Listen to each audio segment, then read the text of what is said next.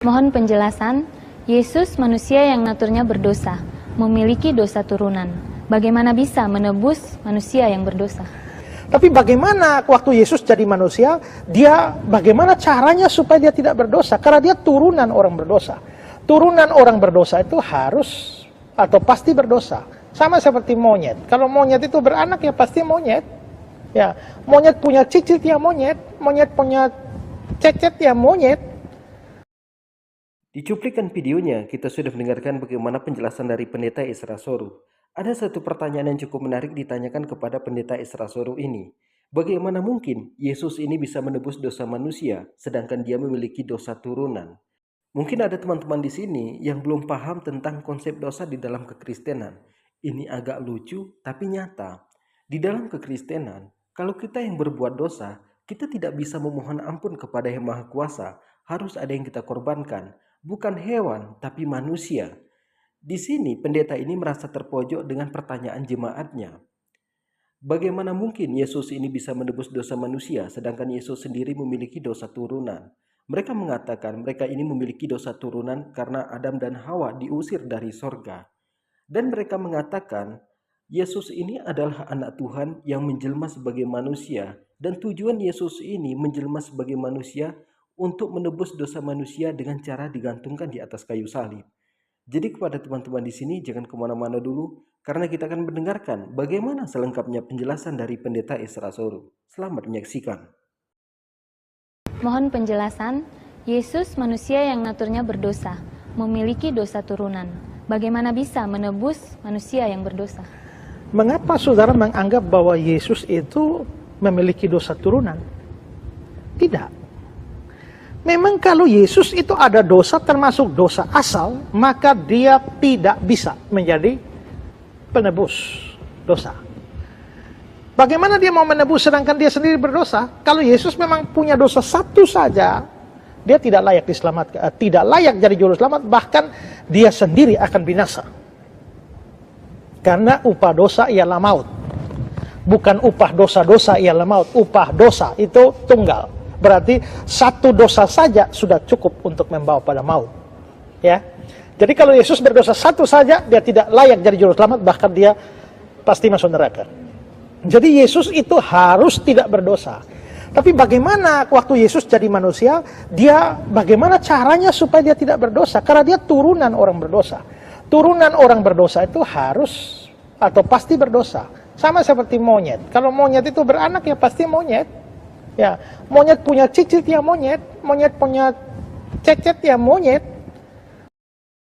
Kita tahan sejenak penjelasan dari Pendeta Ezra Soru, di mana Pendeta Ezra Soru mengatakan, kalau yang namanya monyet sampai kapanpun dia tetap monyet, nenek kakeknya bapaknya itu tetap monyet, bahkan sampai cucu cicitnya itu tetap monyet. Tapi kalau kita logikakan kepada Yesus, ini terbantahkan ketuhanan Yesus. Karena Yesus ini lahir dari rahim seorang wanita yang bernama Maria.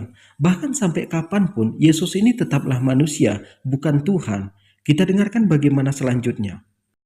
Berapa generasi semua monyet? Nah kita nih di atas, ini kan orang berdosa. Adam sudah orang berdosa, kita semua ini dari Adam. Maka kita semua otomatis jadi orang berdosa. Kalau Yesus lahir dari manusia, apakah dia juga mewarisi sifat dosa ini? Tidak. Ada dua hal yang menyebabkan itu. Pertama, kalau Yesus itu lahir normal sebagai hasil perkawinan antara laki-laki dan perempuan, maka dia memang normal dan pasti ada dosa.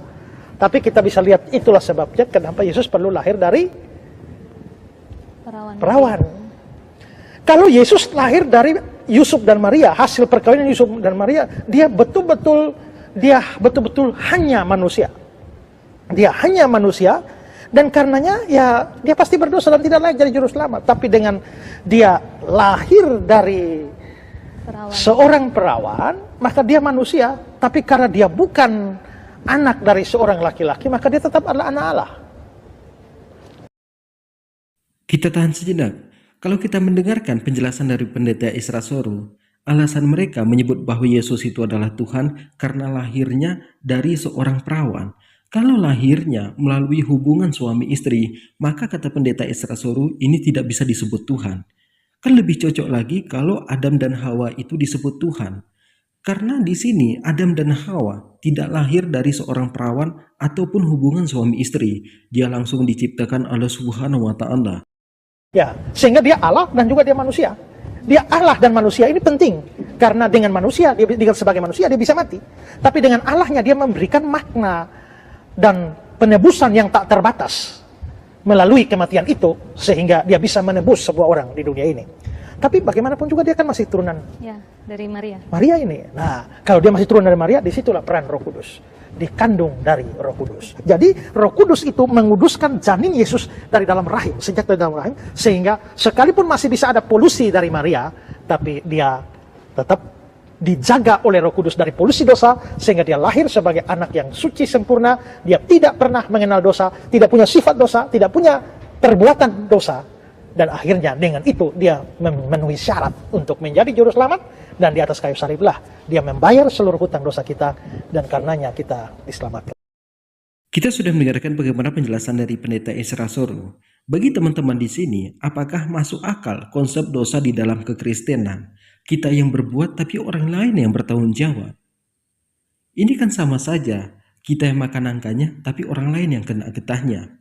Jadi buat teman-teman di sini, mereka mengatakan bahwa Yesus ini adalah anak Tuhan yang menjelma sebagai manusia. Yesus ini 100% Tuhan, 100% manusia. Tujuan Yesus ini menjelma sebagai manusia untuk menebus dosa manusia dengan cara digantungkan di atas kayu salib. Ini kan gak masuk akal sama sekali penjelasan dari para pendeta ini, di mana orang lain kita korbankan untuk menebus kesalahan kita. Apakah ini masuk akal konsep dosa di dalam kekristenan, bahwa kita itu memiliki dosa turunan?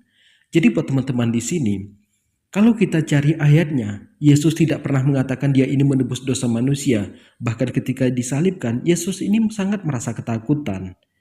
Dan mereka mengatakan ketika Yesus disalibkan, Yesus itu sudah menebus dosa manusia. Yang kedua, Yesus ini menghilangkan kutukan. Yang ketiga, Yesus ini menghilangkan hukum Taurat.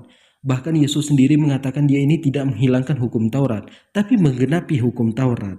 Lalu ini perkataan siapa? Ini perkataan Paulus yang didengarkan oleh para pendeta. Cukup sekian. Assalamualaikum warahmatullahi wabarakatuh.